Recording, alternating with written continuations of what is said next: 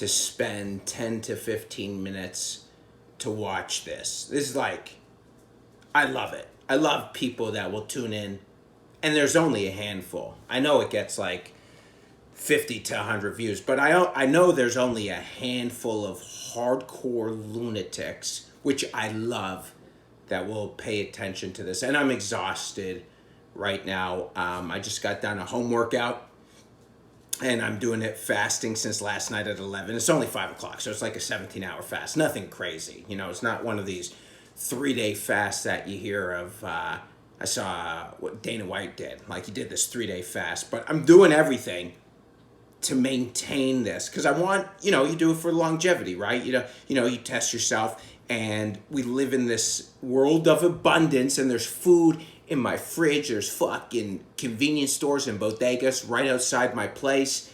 And it's like, yo, 1 day a week, be disciplined. Be fucking disciplined. Don't be that disgusting, you know, porn, food, gluttonous piece of shit. And my mind is like, but you are a gluttonous piece of shit. And I know I am, right? And that's not my fault. My parents gave me cereal when I was growing up. It was loaded with sugar, right? You know, even the healthy ones were like loaded with sugar. And so they trained my brain. How am I supposed to break this bad habit that was trained when I was like a little boy of eating cereal, delicious fucking cereal? What I would do, dude, when I was starting comedy, I used to at night, I had this dark organic woman, no, dark chocolate organic cereal called Jordan's. And I would get some almond milk, and I would get the Jordans, and I would just crush it at night after sets. It was so fucking good, and I haven't found it in America. It's super unhealthy for you, but just those chocolate, like I would now, I don't know what's going on as the older I get, my appetite, I would finish a box, probably 2,000 calories in one sitting after multiple meals in the day. I did that on Saturday night. I had salmon. I was doing 4 shows. Had salmon, had some good sides, clean market vegetables, or whatever gay term people use. And then the bartender says to me, it's about to be a midnight show. And the bartender says to me, we're ordering Dumont Burger, which has the best wings I've ever had in New York City, in Williamsburg. Do you want some? So I'm like, yo, I'll just get me some fries. And then I'm like, yo, give me some wings. And that's not even the worst part. Then after one of the shows, someone left cookies, Christmas cookies, in the audience. They left them under their chair. They forgot it because they were drunk. And I saw these Christmas cookies. They were phenomenal.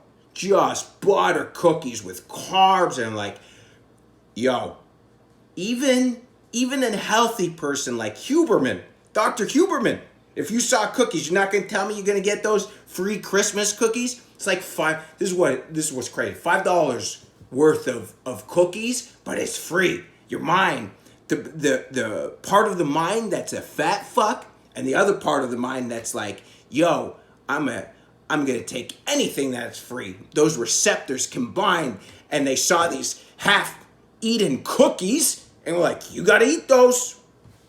You know, and I went on a rant, because someone looked at me and they're like, yo, that's disgusting. And I said to them, I take probiotics every day for moments like this. What's the point? What's the point of having good gut health if you can't find Christmas cookies and crush them? You know, yeah, sure, they've been chewed. You know, as long as a person don't have like monkeypox or something like that, we're good. We're good. You know, but that's the one way you can contract diabetes. The diabetic fat slob who had those cookies now doesn't finish them off because their insulin went off. I don't know how it happens. And then you ate all that sugar when you weren't supposed to. So at 3 a.m, I come back. I watch a Chris Rock, Kevin Hart documentary. And I'm eating chicken wings, fries, in the air fryer, reheat in the air fryer, game changer, pizza, wings, anything. And I'm eating that. And then I ate these cookies. And buddy, it was amazing. I was in heaven at 3 a.m, but the next day, Sunday, feel like shit. So this is why, full circle, why we're fasting. Because for 2 days last week, woo! Like those kings in Europe. That's what I would love, man. To where you have like carte blanche to kill everyone, and people entertain you, and you sleep with everyone. What a, the version of the cult leader, today's cult leader. So I mean, that might be worth it to start a cult. So yeah, why wouldn't you? Why wouldn't you start a cult? Why wouldn't you be Tom Cruise in what is it? Scientology. That's the greatest life form ever. Is to be. It's one thing to be like the greatest Christian in the world because your competition is huge. So as good of a Christian as you are, there's so many other Christians. But to be in a niche market, a niche religion, the guy like Tom Cruise, it's better than being on top of the Catholic Church. So, anyways, eat well, felt like shit, and then I said tomorrow we're gonna fast, and I got to like 18 hours, and I said okay, let's go for the 24-hour today. Let's do 11 to 11. Right now we're sitting on 17 recording this workout, Fleshlight T-shirt. Let's see how it goes. We'll not give an update. So when this comes out in an hour, I'm not even going to follow up on this unless I remember next week when I rant off in front of 6 people again. So here we are, just trying to make this funny, entertaining. Inside baseball for the life of Jj Liberman, who is now about to release his comedy special in January. I've got all the footage from Denver Comedy Works. It was phenomenal. It was great. This weekend, if you're in Connecticut, I'm going to go to Bridgeport, Connecticut, do 5 shows with the great Chade Arena, and going to eat the New Haven pizza. That's the other thing I was telling people. It's a female comedian. You guys might know her, Corinne Fisher. I told her I only listen to what Dave Portnoy and Joe Rogan says, and that's what happens. Joe Rogan Mafia, Dave Portnoy Mafia. I don't eat toppings except cheese on pizza, and I didn't get vaccinated. That's how it goes. That's what happens when you're part of the mafia. And she's like, you're ridiculous. I'm like, hey, man, I don't get to choose what I get to do. Once you're indoctrinated into the mafia, you go by what they said. And she just rolled her eyes and walked away. But that's what it is. So we're going to try and create our own little following here where I tell you, don't get fucking vaxxed and don't eat toppings on your pizza. Which the toppings on the pizza, here's why I do like toppings, is because when you're just eating like plain cheese pizza, you're just being a piece of shit. I'm just eating bread at this point with a little seasoning, right? But when you have toppings like a meat lover's pizza, you feel like you're getting something to it, right? You're getting some protein, and the bread's just there. But when you're just eating, when I go get a slice in New York and I just get that cheese slice, I'm just eating bread with a little flavor. I mean, because if there was the option if there was a store that just said toasted bread with oil, yeah, great. Sounds awesome. And I would eat that. So this is just a little advanced version. But pizza you should be getting the toppings. But I've subscribed to the Portnoy Mafia and the Joe Rogan Mafia. So I am never getting vaccinated or eating toppings in pizza. I will sneak a topping once in a while, but I ain't fucking taking that picture. And yeah, so that was that. And then aside from that, the week was going well. There are mornings I wake up. This is why I don't look at my phone. There are mornings that I do wake up in the morning and I avoid the phone.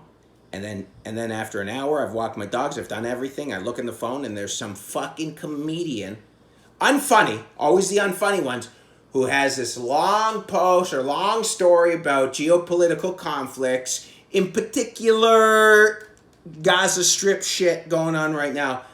And they're taking this and it's so fucking complicated. And then that same person, that's their whole identity, because obviously they're not funny. So they're gonna gain followers based off posting about geopolitical things. And people are like, yeah, you're so right. And then they go watch them doing comedy. You're like, fucking stinks. You're pandering. You're a pandering fucking idiot. I have no respect for people like that. No respect. It's like, sure, cool, great. Way to get easy followers from just making people, there should be no genocide.